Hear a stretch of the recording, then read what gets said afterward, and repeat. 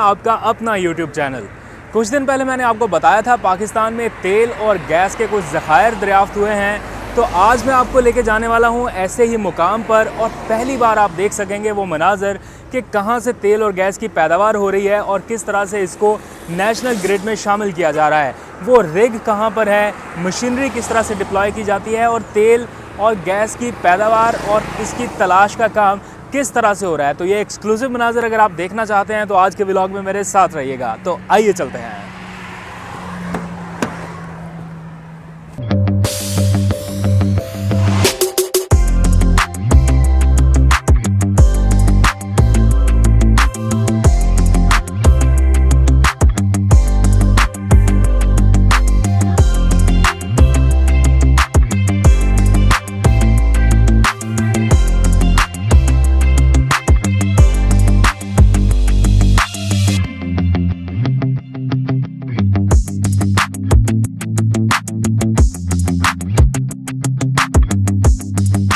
मेरी तरह आप में से भी बहुत से लोगों ने ये सोचा होगा कि तेल का कुआं आखिर होता किस तरह का है। ये तेल और गैस की दरियाफ्त इकट्ठी होती है या अलग अलग, और दरियाफ्त के बाद इसे नेशनल ग्रिड तक या आम सार्फिन तक किस तरह पहुंचाया जाता है। ये तमाम मालूमात आज आप जान सकेंगे। और इसके साथ साथ एक दिलचस्प बात ये कि हम जिस जगह पर जा रहे हैं, यानी जहाँ पर तेल की दरियाफ्त हुई है, वो बकरियाँ चराने वाले एक शख्स की ज़मीन है। आप ये भी जान पाएंगे कि ये बकरियां चराने वाला शख्स आज किस हाल में है और रॉयल्टी की मद में OGDCL इसको क्या दे रहा है। तो ये तमाम तर तफसीलात जानने के लिए इस सफ़र में मेरे साथ रहिए। तो इस वक्त हम पहुंच चुके हैं ज़िला कोहाट के एक निवाही इलाके में, जहां तेल और गैस के नए ज़खायर की दरियाफ्त की जा रही है। मैं आपको वहां पर भी लेके चलूँगा जहां पर ज़खायर दरियाफ्त किए जा चुके हैं, लेकिन अभी फ़िलहाल आपको यहाँ पे लेके आया हूँ ताकि आप पहला प्रोसेस जान पाएँ कि पहला मरहला शुरू कहाँ से होता है। ये जो मशीनरी आप इस वक्त देख रहे हैं, इसे रिग बोलते हैं। ये हैवी मशीनरी बहुत ही महंगी है, और लेकिन यहाँ की ज़मीन के हिसाब से ये इसलिए भी अच्छी है कि पथरीली ज़मीन जो है उसको ये आसानी से खोद सकती है। तो हज़ारों फुट नीचे इसकी खुदाई का चूँकि काम करना है, तो उसके लिए इसी तरह की हैवी मशीनरी डिप्लॉय करना ज़रूरी होता है, और इसमें बहुत बड़े बड़े वर्मे या आलात की मदद से ड्रिलिंग का काम किया जाता है। मेरी तरह कभी आपने भी ये सोचा होगा कि आखिर इन इंजीनियर्स को या जो माहिरीन हैं, इनको कैसे पता चल जाता है कि इस ज़मीन के टुकड़े के नीचे गैस या ऑयल का ज़ख़ीरा मौजूद है। तो यहाँ पर जो आसपास हमारे इंजीनियर्स हैं OGDCL के सारे, इनसे मैंने पूछा कि आप थोड़ा हमें बताएँ तो सही कि आप इतनी ज़्यादा इन्वेस्टमेंट कैसे कर लेते हैं ऐसी जगहों पे, कैसे आपको पता चलता है कि यहाँ पे ऑयल और गैस है। तो उन्होंने बताया कि इसकी खुदाई का अमल शुरू करने से पहले कई महीनों तक मुख्तलिफ़ किस्म के जियोलॉजिकल सर्वे कराए जाते हैं, और ज़मीनों की लहरों के साथ साथ जो मट्टी के मुख्तलिफ़ नमूनों के तज्ज़िये किए जाते हैं, और उसके बाद फिर माहिरीन इस नतीजे पर पहुँचते हैं कि इस ज़मीन के नीचे गैस या ऑयल का ज़ख़ीरा मौजूद है। तो बिला तख़ीर आइए चलते हैं, ऊपर के मनाज़र आपको दिखाता हूँ, रिग के ऊपर चलते हैं और वहाँ के मनाज़र आपको दिखाता हूँ कि किस तरह से ड्रिलिंग की जा रही है।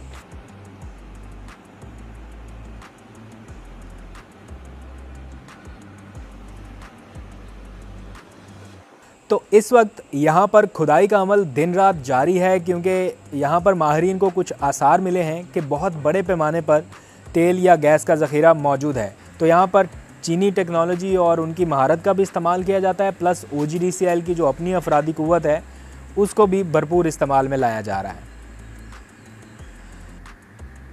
खुदाई के इस काम पर कम से कम अरबों रुपए की लागत आती है, और कभी कभार सारी मेहनत और कोशिश बेकार भी चली जाती है जब टारगेट मुकम्मल होने पर इनको पता चलता है कि नीचे कुछ भी मिला नहीं है, ना गैस है, ना तेल है, ना कोई और चीज़। तो ये सारा कुछ यहाँ से बंद करने के बाद यहाँ से रवाना हो जाते हैं किसी अगली मंजिल की तरफ। इस वक्त हम तकरीबन 350 मीटर ड्रिल कर चुके हुए हैं, और हमें फर्दर और ड्रिलिंग करनी है। जो हमारी टारगेट डेप्थ है उस तक हम इंशाल्लाह 3 महीने के अंदर पहुँच जाएंगे, या कोशिश करेंगे कि हम इससे भी पहले पहुँच जाएँ।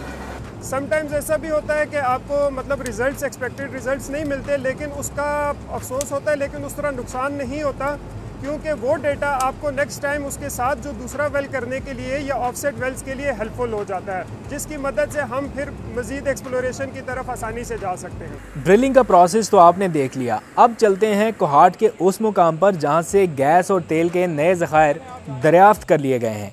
यहां से तकरीबन 9 किलोमीटर दूर ढोक हुसैन फील्ड के मुकाम पर।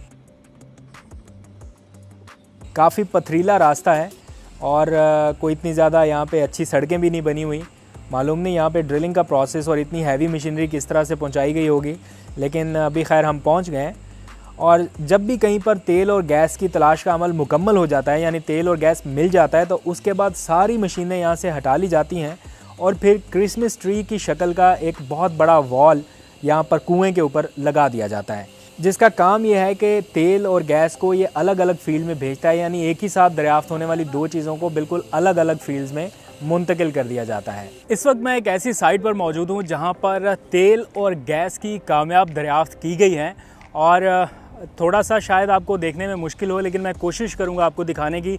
इस वक्त आप ये जो मीनार सा एक देख रहे हैं, ये बेसिकली एक रिग है या वो पॉइंट है जहाँ से तेल और गैस की ड्रिलिंग का आगाज़ होता है। पहला मरहला है जहाँ से तेल और गैस की पैदावार के लिए OGDCL की टीमें जो हैं वो दिन रात मेहनत करती हैं। यहाँ से अगर कामयाबी मिल जाती है, तेल और गैस निकल आता है, तो उसके बाद फिर अगला मरहला आप मेरे इस तरफ देख रहे हैं। ये एक प्लांट है जहाँ पर तेल और गैस अलग अलग किया जाता है। यहाँ से गैस जो है वो SNGPL की पाइपलाइंस के ज़रिए आप देख भी रहे हैं, इनके ज़रिए ये नेशनल ग्रिड में शामिल हो जाती हैं और जो क्रूड ऑयल है वो फिर यहाँ पर, यानी ख़ाम तेल जो है वो इन कंटेनर्स में सप्लाई कर दिया जाता है एक पाइपलाइन के ज़रिए। ये सारे कंटेनर फिल किए जा रहे हैं और यहाँ पर जिस कंटेनर पे हम मौजूद हैं, इस कंटेनर में भी अब ऑयल जो है वो सप्लाई किया जा रहा है, क्रूड ऑयल वहाँ से यहाँ मुंतकिल किया जा रहा है। इसके बाद फिर इन्हें रिफ़ाइनरी के लिए भेजा जाता है एक अलग जगह पे। उसके बाद फिर ये आपके और हम सब के इस्तेमाल में आता है। तो ये प्रोसेस है। और जो लोग ये कह रहे थे कि ऑयल की या गैस की प्रोडक्शन नहीं हो पा रही, वो अपनी आंखों से देख लीजिए कि ये प्रोसेस यहाँ पर चल रहा है। OGDCL की टीमें मेहनत कर रही हैं दिन रात और हद्दुल इम्कान कोशिश की जा रही है कि नए से नए ज़खायर जो हैं उनको दरियाफ्त किया जाए और इस सिलसिले में कामयाबियाँ मिल रही हैं। जगह जगह पर रिग्स लगाकर नई ड्रिलिंग जो है वो की जा रही है। अच्छा, दिलचस्प बात यह है कि जहाँ पर ये तेल और गैस की दरियाफ्त हुई है, ये सारी ज़मीन एक ऐसे शख्स की है जो बकरियाँ चराता था और OGDCL ऐसे अफराद जिनकी ज़मीनों पर खुदाई का काम किया जाता है उनको रॉयल्टी की मद में भारी मुआवजा भी फराहम करता है। और ऐसे ही कुछ बकरियां चराने वाले के साथ भी हुआ है और उसको ज़मीन पर तेल निकलने के बाद भारी मुआवजा भी दिया गया है रॉयल्टी की मद में, और उसके ख़ानदान के कुछ लोगों को अच्छी मुलाजमतें भी दे दी गई हैं और ख़ुद उस बकरियां चराने वाले शख्स को एक कीमती गाड़ी भी दी गई है। ये जो मालिक है ज़मीन का वो माशाल्लाह बहुत अच्छा आदमी है, उसने हमारे साथ बहुत अच्छा कॉपरेशन किया। लेकिन मैं बात कर रहा हूँ कि वो जिस तरह से वो बकरियाँ चरा रहा था, फिर उससे हमने बुलाया, लेकिन उसने कहा कि जी आप हमें ये बता दें कि साइन कहाँ करने हैं, आप अगर तेल निकाल सकते हो तो बड़ी अच्छी बात है, हमारे लिए भी ये खुशहाली का बायस होगी। तो अल्हम्दुलिल्लाह जब ये एक वैली कामयाब हुआ है तो यहाँ पे ये ज़मीन हमने प्लांट के लिए भी ले ली, जो कि बंजर ज़मीन थी, ऐसा जिससे कोई वो नहीं था उसको ज़्यादा फ़ायदा, लेकिन अल्हम्दुलिल्लाह अब उसको काफ़ी ज़्यादा फ़ायदा हो रहा है। और मुझे खुशी हुई उसको देख के, उस दिन वो कोहाट में मुझे मिला तो गाड़ी पे आया हुआ था। जी, तो इस वक्त मैं ज़िला कोहाट के टो गैस फील्ड पर मौजूद हूँ और यहाँ पर आप इस वक्त मेरे रकम में देख सकते हैं, ये एक प्लांट है जिससे गैस और ऑयल की प्रोडक्शन का बाकायदा आगाज़ कर दिया गया है। जितनी यहाँ से गैस और ऑयल का जो ज़ख़ीरा यहाँ आसपास के इलाके से दरियाफ़्त हुआ है उसको यहाँ पर मुंतकिल किया जाता है और पाइपलाइन के ज़रिए फिर उसकी डिस्ट्रीब्यूशन जो है SNGPL तक होती है। ये सारे इंजीनियर जो हैं वो यहाँ पर दिन रात मेहनत कर रहे हैं और जो यहाँ के इलाका मकीन है या नेशनल ग्रिड है उस तक ये गैस की सप्लाई होती है। जो मेरे पास अदाद शुमार है उसके मुताबिक तकरीबन 9 MMCFD गैस और 240 बैरल के करीब ऑयल जो है वो यहाँ पर पहुँचता है, जिसको सेपरेट करने के बाद फिर नेशनल ग्रिड में भेजा जाता है। तो कुछ और मनाज़र भी आपको दिखाते हैं, मेरे साथ रहिए। आए जी सर, मैं आपकी वीडियो वॉच करता हूँ यूट्यूब पे। अच्छा जी सर, अब्दुल कादिर नाम है आपका यूट्यूब चैनल का। हाँ, डेली देखते हो? सर तकरीबन वीडियो देखता हूँ, वो 12 घंटे पहले जो दिया था आपने इमरान खान के, वो खुफिया डायरी का। हाँ, देखा था? जी सर बिल्कुल। गुड। सर 3 तारीख को आपकी बर्थडे थी। अरे तो मैं ये भी याद है। सर मैं वॉच करता हूँ आपकी। थैंक यू मेरी जान। क्या नाम है आपका? सर आपका फ़ैन हूँ, अकील खान। अकील खान। अब मैं आपको लेकर चलता हूँ मेला गैस फील्ड के मुकाम पर, जहाँ पर आसपास के इलाकों से दरियाफ्त होने वाली सारी तेल और गैस को एक जगह पर इकट्ठा कर लिया जाता है और फिर मुख्तलिफ मकामात पर उनकी सप्लाई का सिलसिला शुरू होता है। जी, तो इस वक्त हम मेला फील्ड पर मौजूद हैं और ये एक पुराना प्लांट है जहाँ से बड़ी मिकदार में तेल और गैस की पैदावार हासिल की जा रही है, लेकिन इसके आसपास कुछ नई दरियाफ्तें हुई हैं, तेल की भी और गैस की भी। बताया गया है कि 500 बैरल यौमिया नई इंडक्शन कर दी गई है इस प्लांट में और 300 मिलियन मकब फुट के करीब गैस जो है वो भी इस प्लांट में शामिल कर दी गई है, जिसके बाद टोटल पैदावारी सलाहियत बढ़ गई है और अब 1900 बैरल यौमिया इस फील्ड से तेल हासिल किया जा रहा है, ख़ाम तेल, और इसके साथ साथ 1600 मिलियन मकब फुट के करीब यौमिया गैस पैदा हो रही है। ये एक बड़ा प्लांट है, आप इस वक्त देख भी सकते हैं। जदीद मशीनरी जो है वो यहाँ पर लगाई गई है और यहीं पर ऑयल डिपोज़ जो हैं वो भी बनाए गए हैं ताकि जो ख़ाम ऑयल है उसको यहाँ पर स्टोर किया जाए और फिर बड़े बड़े कंटेनर और जो टैंकर्स हैं उनके अंदर इसको स्टोर किया जाता है। और इस वक्त आप यहाँ पर देख सकते हैं, आपको फ्लेम नज़र आ रहा होगा। ये फ्लेम अक्सर आपने देखा होगा जहाँ पे कहीं पे गैस या तेल का कोई ज़ख़ीरा बरामद हो तो वहाँ पर ये फ्लेम जलता हुआ नज़र आता है। तो हमने पूछा कि ये क्यों है, तो उन्होंने बताया कि एक्स्ट्रा गैसेस जो हैं उनको तल्फ़ करने के लिए अक्सर इसका इस्तेमाल किया जाता है ताकि फ़िज़ा में मौजूद दीगर जो ख़तरनाक गैसेस हैं वो जलकर ज़ाया हो जाएं और नुकसान न पहुँच सके। इस वक्त हम पहुँच चुके हैं निष्पा ऑयल फील्ड में, जो इस रीजन का सबसे बड़ा मरकज़ है और मुल्क भर में तेल की सप्लाई का बहुत बड़ा मरकज़ तस्वुर किया जाता है। इस वक्त मैं OGDCL के सबसे बड़े ऑयल फील्ड निष्पा में मौजूद हूं और यहाँ पर आप मेरे अकब में देख सकते हैं बड़े बड़े ऑयल स्टोरेज टैंकर एक तरह से बनाए गए हैं, जिनमें बहुत बड़ी मिकदार में जो क्रूड ऑयल है वो ज़ख़ीरा किया जाता है।